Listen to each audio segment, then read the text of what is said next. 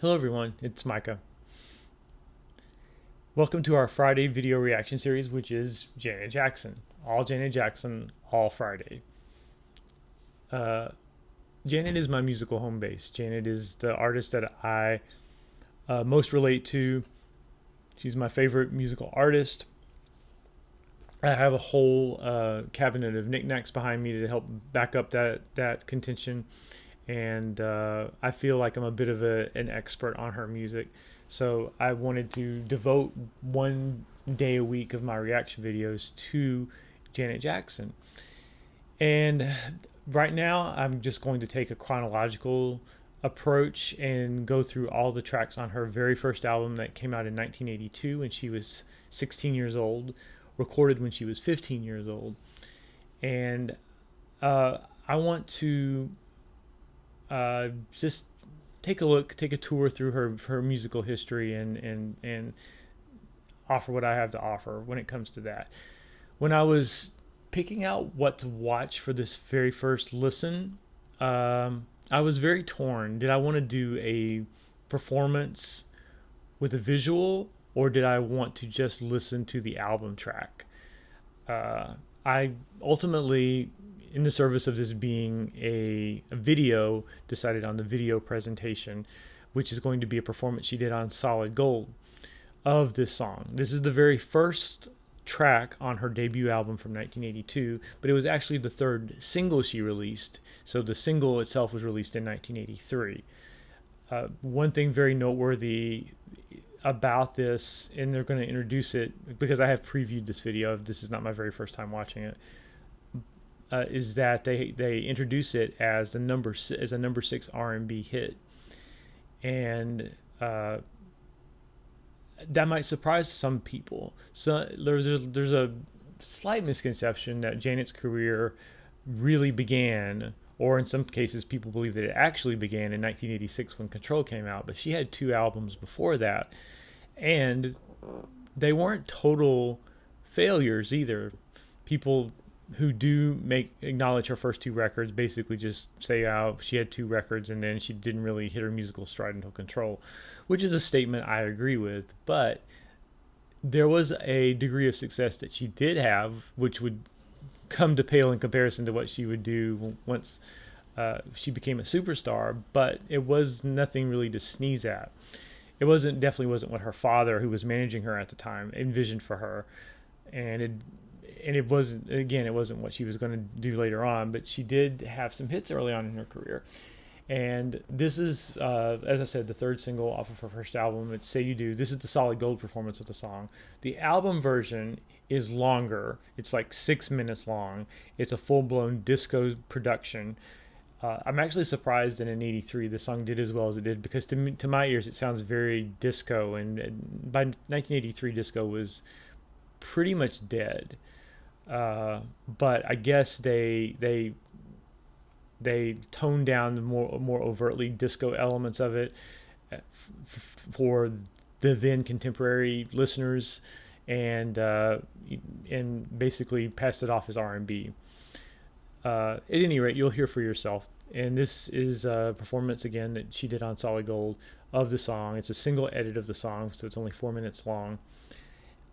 And well, without anything further, let's watch this performance of "Say You Do."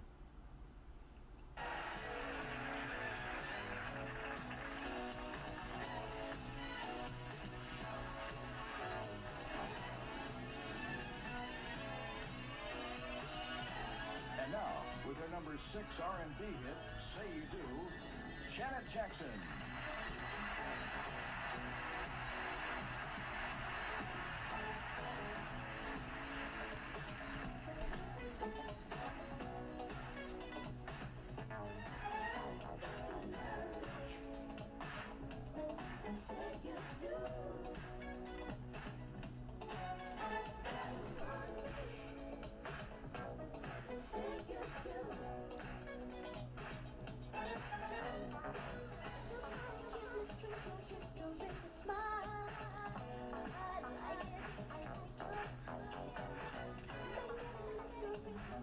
I'm not generally a fan of Janet's pre-Control looks.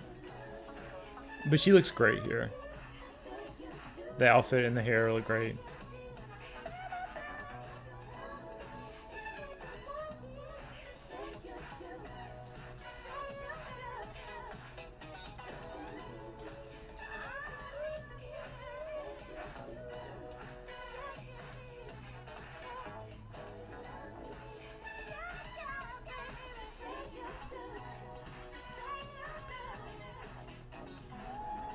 At this point, the choreography she's doing is quite reminiscent of her brother. This is something you'll never get me to admit.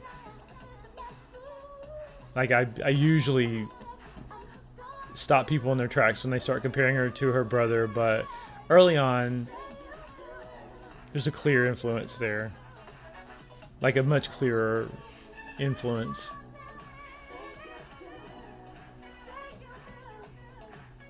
But you see, she has the key earring. That didn't start with Control. She already had that.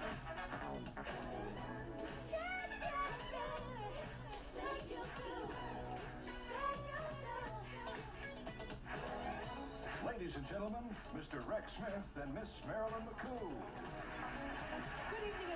Even back then, Janet was opening the show.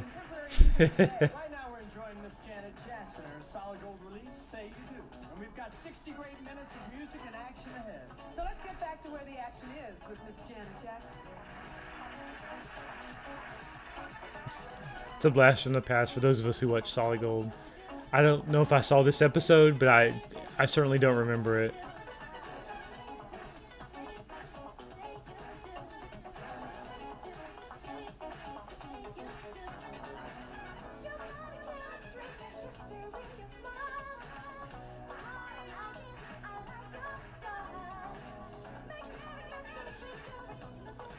Janet actually seems to be enjoying herself on this performance.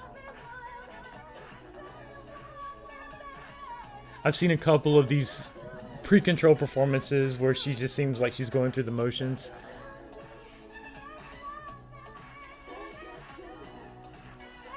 But she appears to be into this one.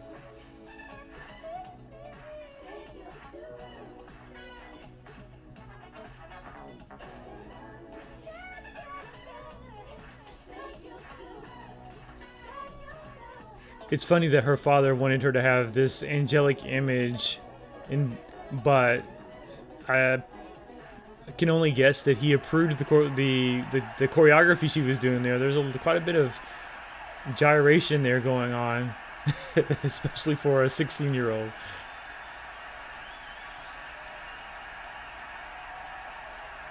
She really seems like she's she really seems like she's enjoying that. Like that's probably the biggest revelation of that particular performance, because the narrative is that Janet was just going through the motions. She was forced to record the first 2 albums in the studio. She didn't even want to have a career in music.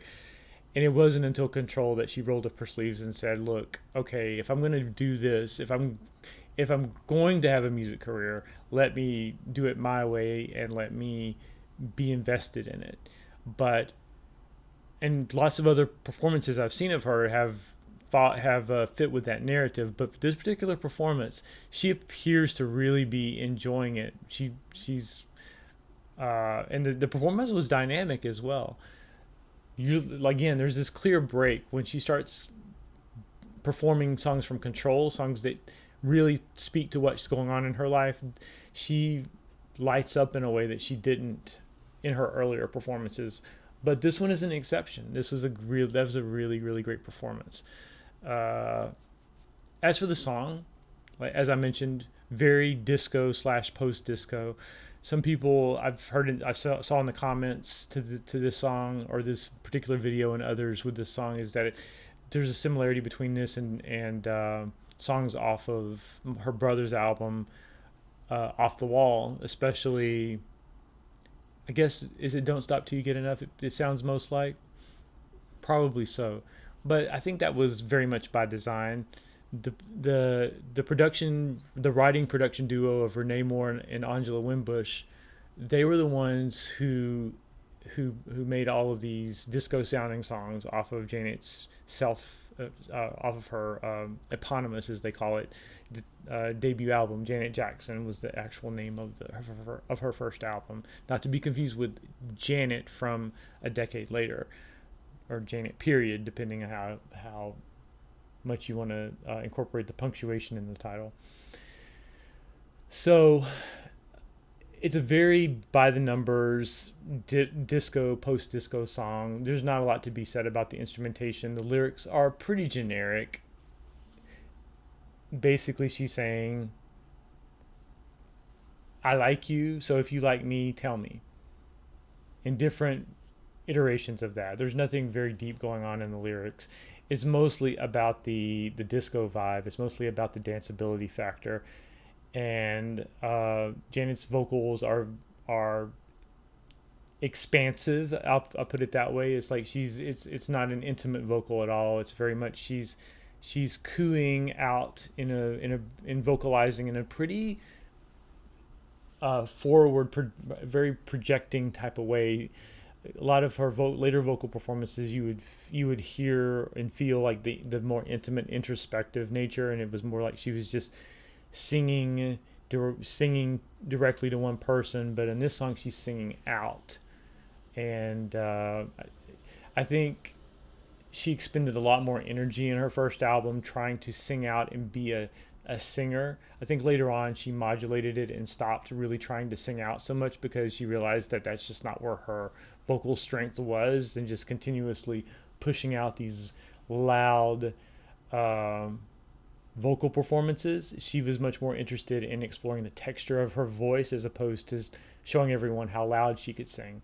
And I think to some extent that's fueled this perception that she's not a good singer over the years. But I think she just made a choice that she wasn't going to blow her voice out, straining it and trying to sing out and prove to everyone that she could shatter glass and stuff like that. I'm also not saying that she was just holding back and she really could have been the equal of Whitney Houston in terms of sheer vocal power. But I am saying that knowing that she didn't want to go all the way there and quite possibly couldn't go all the way to that extreme, she pulled it back and did what she explored the parts of her voice that worked better and were more expressive, which meant keeping things here as opposed to pushing things out. But she was definitely pushing out really early in her career. You could hear her singing out a lot. This is not some sort of dark period in terms of musical output. It may have been a dark time in Janet's life because she didn't want to record this album in the first place, but it was not what I would call a musical desert in any sense. Now, when we get to her next album, Dream Street, you're going to hear me be a little more critical of the musical choices that were made there. But this is a perfectly fine song. It doesn't break any ground. It's not the innovative, super dynamic, musically interesting and creative Janet that we would come to know when she became a superstar, but it's a perfectly competent and fun dance song. And it was a decent sized hit when it came out as well. So more power to it, and more power to Janet in her early career, even as limited as it was. So that's what I have to say about that song. Next week we're going to go on to the second track off of her debut album, which was called You'll Never Find Another Love Like Mine, which was not released as a single. And I think it was the B-side. It might have been the B-side of Say You Do. I have to double check on that, but it was not a single on its own.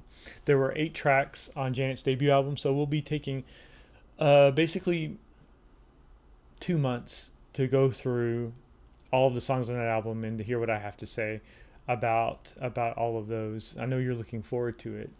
I'm always looking forward to an opportunity to talk to you about Janet.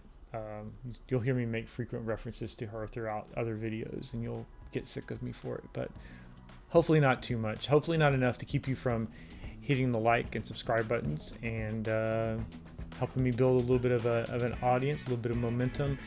I appreciate your support, and make music better.